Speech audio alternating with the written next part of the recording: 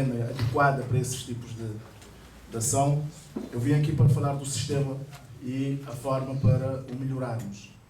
E foi isso que, de uma forma humilde, eu tentei transmitir. Lamento muito se não estive à altura da organização, portanto, peço as minhas humildes desculpas se não estive à altura daquilo que foi o pedido do Círculo de Tertúlias, mas pode crer o Sr. Coordenador que eu fiz de tudo para que estivesse à altura. Talvez me tenha faltado, de facto, e capacidades. Portanto, às vezes, na vida, nós não sabemos tudo e temos que nos esforçarmos quando as coisas não correm bem. Eu queria só referir-me a duas questões. Uma, quando parece-me foi a Tatiana que disse crítica, que eu fiz crítica à sociedade. Eu não fiz crítica à sociedade. O que eu disse é que os partidos são reflexo da sociedade. E os partidos políticos, neste momento, para se alterar o rumo, ou seja, para que tenhamos mais capacidade de intervenção cívica, para que tenhamos maior qualidade nas instituições, determinados valores têm que ter primazia na sociedade cabo-verdiana. A educação tem que deixar de ser formal, ou seja, só uma educação que ensina os conhecimentos científicos, mas para começar também a ensinar o capital intangível, os valores da honestidade, da humildade, do trabalho, da boa vizinhança, da cooperação. Isso é que dá corpo e dá dimensão a uma geração para poder também, nos partidos políticos, aplicar esses valores e dar então aos partidos, e assim à democracia cabo-verdiana, um outro quadro de conformação e um outro quadro de atuação. Portanto, foi neste quadro e neste termo que eu referi-me à sociedade. O que se passa neste momento é que a sociedade esqueceu-se, não diria a sociedade, eu digo que também aqui, uma parte da sociedade, e acredito que uma parte da elite, eventualmente, acha-se que os partidos políticos são pessoas bizarras, que não pertencem à sociedade e que querem tomar conta disto tudo. Quando é a própria sociedade que serenamente, ou essa elite, por vezes, que serenamente, quando lhe convém, deixa-se ser levado na leveza dos partidos políticos.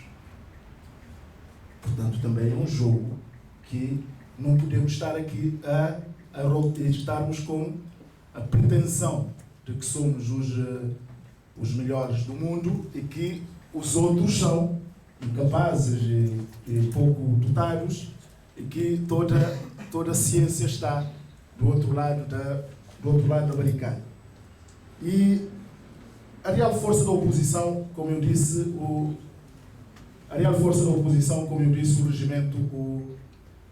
regimento da Assembleia Nacional o dá tranquilamente. E como eu disse no início, há um conjunto de instrumentos a nível da Constituição, a nível do regimento da Assembleia Nacional, que permitem à oposição fazer o seu trabalho formal.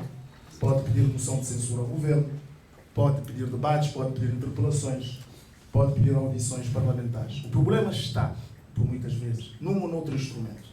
Se a nível de debates, o problema, por exemplo, é do tempo que é preciso para se requerer um debate. Por exemplo, é preciso 15 dias antes para se pedir um debate. O regimento tem que alterar isso, ou seja, o debate pode ter caráter de urgência e ser potestativo. Basta que a oposição assim o queira, ou então o próprio governo, ou então a própria maioria. Em termos das interpelações, também o problema é do tempo só. Em termos da moção de censura, que o quadro constitucional e regimental dá satisfação. O problema está nas audições parlamentares, por exemplo, em que a deliberação tem que ser da maioria. Ou seja, se a maioria não concordar que um determinado membro do governo vá ao Parlamento, não vai. Portanto, a verdade, por vezes, pode ficar sem ser esclarecida. É isto também, tem-se fazer um quadro de alteração do regimento.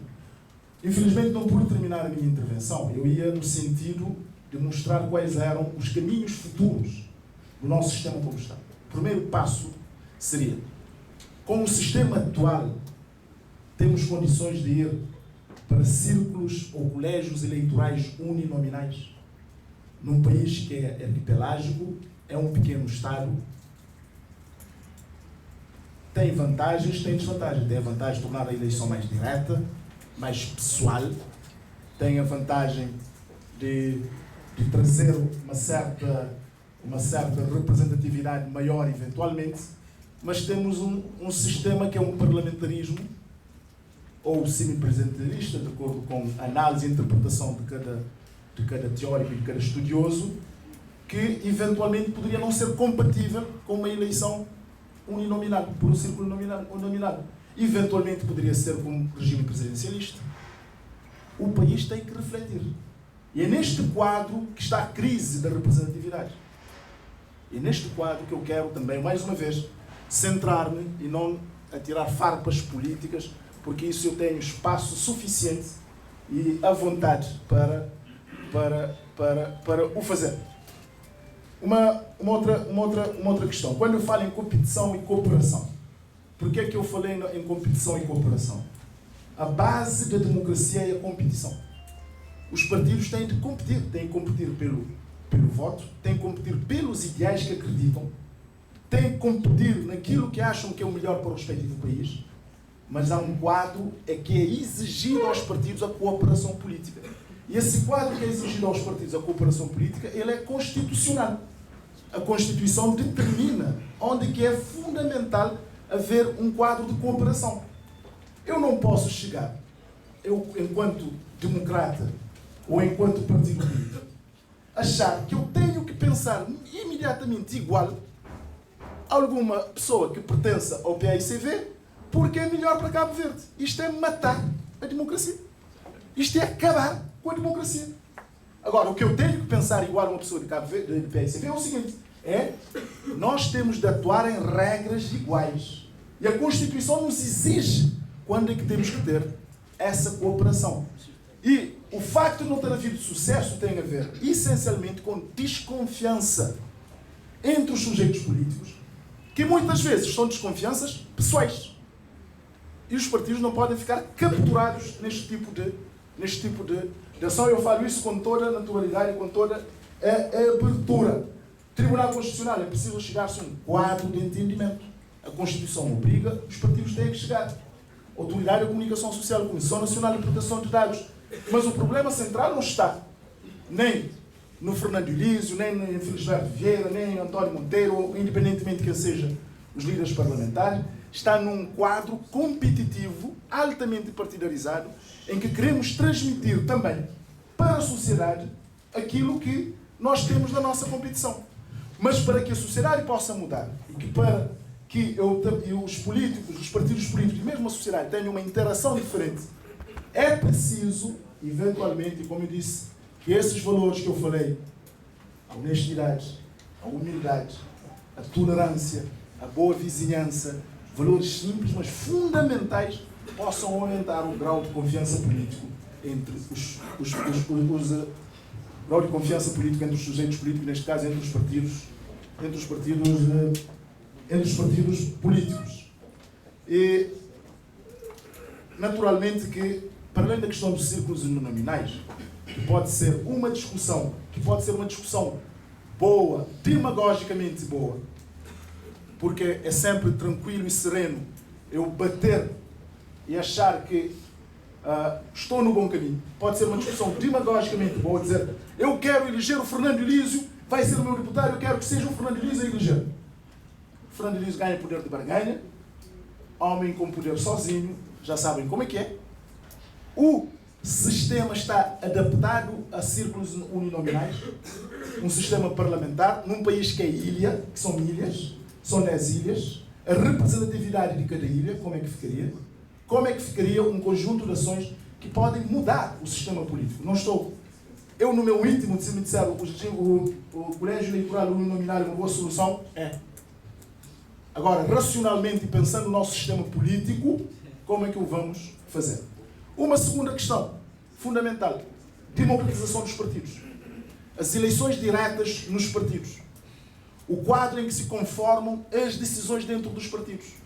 Isto também é fundamental na conformação das decisões dentro da sociedade.